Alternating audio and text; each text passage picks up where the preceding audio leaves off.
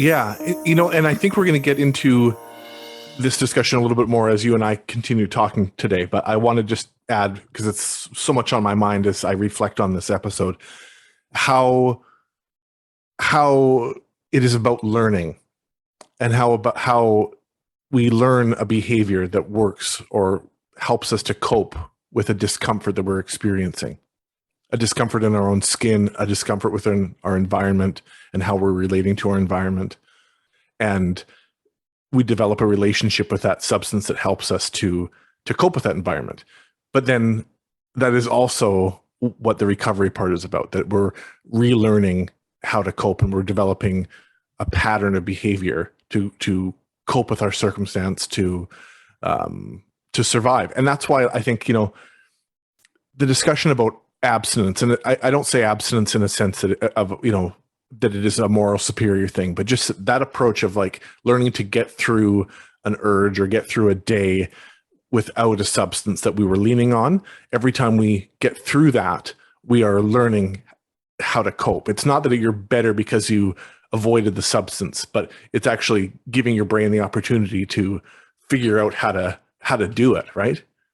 Yeah, you're literally you're forming new pathways in your mind that didn't exist, and you have to, as anybody who's had any kind of nerve damage knows, nerves can take a while to come back, and depending on the extent, the use, the length of or duration of use, and the substance involved, we know with post-acute withdrawal that can sometimes take years.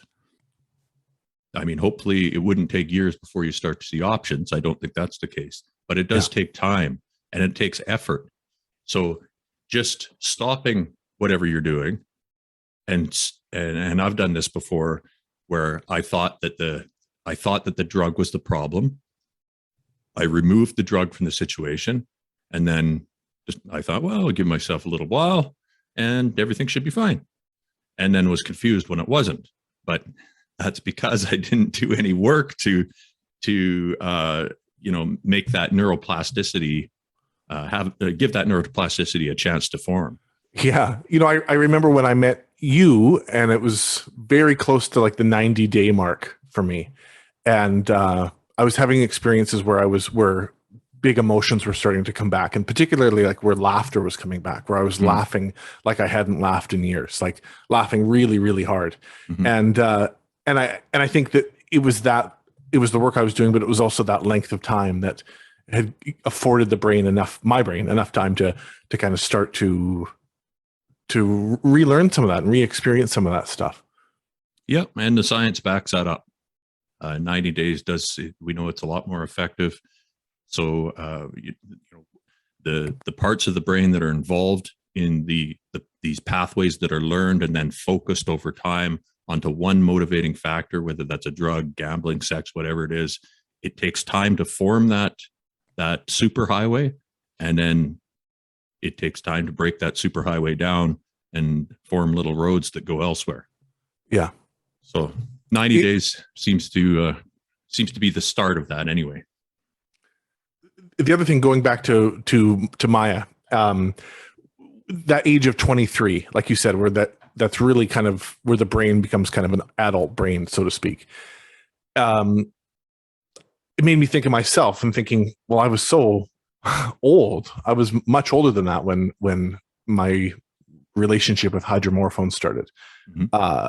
But I had marijuana use started in my teens, and in reading Unbroken Brain, I think that's where the learning aspect of it was, that it wasn't just for me, marijuana wasn't just a social drug, but I can remember times in my teen years where I was already learning it to be a coping mechanism, and learning it to be like where secretive behavior came out, or where excess behavior came out, or where I would use it to navigate a difficult situation. Absolutely. Like I think I'll give you an example of I was reflecting in the chapter in Unbroken Brain about the myth of the addictive personality, and we've done an episode about the addictive personality. Thinking back to when I was sort of 16 or 17 years old, I would use marijuana with my friends socially and have fun with it. Mm-hmm. But then starting to become uncomfortable with the social setting of high school and with some of the pressures of high school, and starting to use it before high school, before I would start my day. Mm-hmm. And then used it before prom. And I didn't use it openly with friends before prom in like a hanging out, having a fun way. I used it in the shower before I'm getting dressed, because I needed to cope with the social pressure of that situation.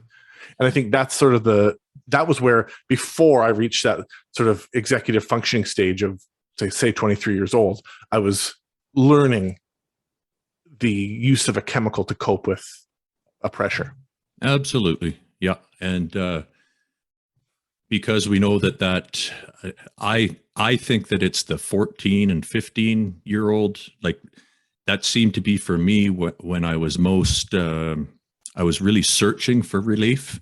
That was a difficult time for me. I was very sensitive to my environment. I was, I really was not comfortable in my own skin. I was having trouble figuring out, how I was going to fit into the scheme of high school and stuff.